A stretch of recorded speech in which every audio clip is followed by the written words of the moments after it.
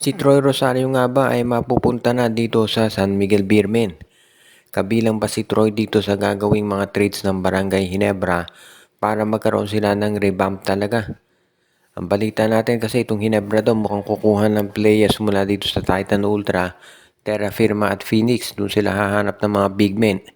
At mukhang ito si Troy Rosario mapupunta dito sa SMB. Baka ang makuha naman ng Barangay Ginebra doon sa trade ay itong si Mawala Tautuma o si JM Calma. So baka yan ang posibleng palitan ng tao dito. So Troy Rosario sa San Miguel. Sa Ginebra naman si JM Calma o kaya si Mo Tautuma. Kung ikaw ang San Miguel Beer, ang laking bagay kung makukuha mo si Troy Rosario.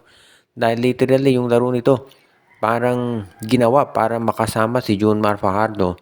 Dahil syempre si Troy Rosario, alam natin 3-point shooter yan. Kaya bagay na bagay yan dito sa San Miguel. Kumbaga, i-spot na lang. Doon sa 3-point area ito si Rosario at iintay na lang yung pasa ni Junmar Fajardo, yung kick-out pass. So, para siyang magiging, yan ang talagang literally na pwedeng kapalit nitong si Armin Santos dahil yung laro ni Troy Rosario, bagay na bagay dito sa San Miguel Beermen. Kaya nga mukhang yan talaga yung binabanak doon na San Miguel kunin itong si Troy Rosario.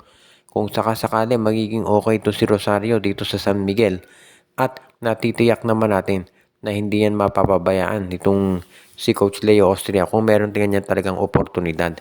Kung sakasakali na si Troy Rosario matrade dito sa SMB, sa tingin ko naman magiging isa yan dito sa mga posible na gawin talaga ng San Miguel para matuloy na yung kanilang binabalak na Grand Slam bid. So, tignan natin kung mangyayari nga na itong si Troy Rosario ay maite-trade dito sa San Miguel Beermen. If ever ito'y matuloy, sa tingin ko, magiging isa yan dito sa kaabang-abang na pangyayari.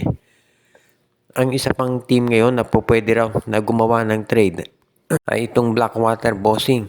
Dahil baka daw ang gawin itong Blackwater Bossing ngayon ay i-trade na itong si Christian David dito sa tropang 5G kapalit ni Glenn Cobontin. Katulad nitong Barangay Ginebra at Phoenix, magre-revamp daw itong Blackwater. At mukhang yung pag-trade nga dito kay Cobontin ang kanila ay kay Christian David ang kanilang gagawin. Hindi pa natin masasabi na ito diretsahang kumpirmado pero malaki daw yung posibilidad na ito'y mangyari. At kapag ito'y ginawa nitong lineup ni Coach Jeffrey Cariaso, marami talaga naniniwala na magiging isa dito sa makakatulong para naman magkaroon sila ng isa pang scorer. Dahil alam natin na itong si Glenn Cobontin, isa yan doon sa mga matitinig na 3-point scorers talaga dito sa kanilang lineup. Kaya nga, kung sakasakali, magiging sabihin na natin mas bagay dito sa lineup ng Blackwater yan si Cobontin. At yan din ang dahilan kung ba't maraming nagsasabi na ito talaga yung pupwede na makagawa ng paraan para dito sa Blackwater makaabante na dito sa playoffs.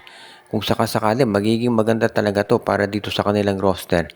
At yan naman talaga yung pwedeng gawin nitong si Coach Jeffrey Cariaso. Sa panig naman ng TNT, kung makukuha nila si Christian David, alam natin na yan yung magbibigay ng bagong, sabihin na nating lakas para dito sa kanyang frontcourt na matagal na talaga naghahanap ng big man. Kaya nga ito si David, marami nga nagsasabi parang ang tagal-tagal na yan dapat talaga na makuha. Pero ngayon lang daw nila talaga ito ma-acquire. At mukhang interesado raw sila talaga na ito'y matuloy na kung sakasakali. Aba, magiging mas okay ito para dito sa roster nitong si Coach Jeffrey Cariaso at Chot Reyes.